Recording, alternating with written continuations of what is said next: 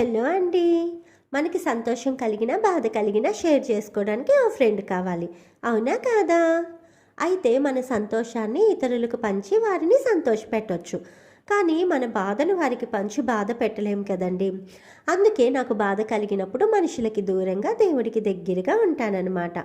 నాకు సంతోషం కలిగినా, బాధ కలిగినా మా బొజ్జ గణపయ్య దగ్గరికి వచ్చి ఆయనకు చెప్పాలి అనుకున్నవన్నీ చెప్పి కాసేపు కూర్చొని ఇంటికి వెళ్తానండి.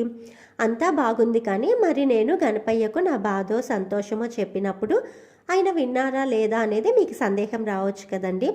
నేను చెప్పాలి అనుకున్నవి చెప్పిన తర్వాత నువ్వే దిక్కయ్యా గణపయ్య అన్నప్పుడు, లేదా నేను మాట్లాడుతూ ఉన్నప్పుడు గణపయ్యకు అలంకరించిన పువ్వును కిందకి జారేలా వేస్తారు గణపయ్య.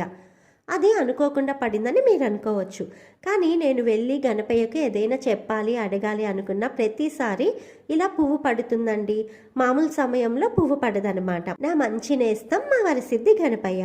బాధను అర్థం చేసుకుంటారు, నాకు భరోసాగా నిలుస్తారండి. ఇంతకీ నేను మీకు చెప్పాలి అనుకుంటున్నది ఏంటంటే, ఈ గణపయ్య వరసిద్ధి గణపయ్య. నమ్మి మొక్కిన వారి కోరికలను నెరవేర్చి వరాలను ప్రసాదిస్తారనమాట. మీరు కూడా నమ్మకం ఉంటే ఇలా గణపయ్యకు మనసారా మీ కోరిక నెరవేర్చు స్వామి అని నమ్మకంగా అడగండి.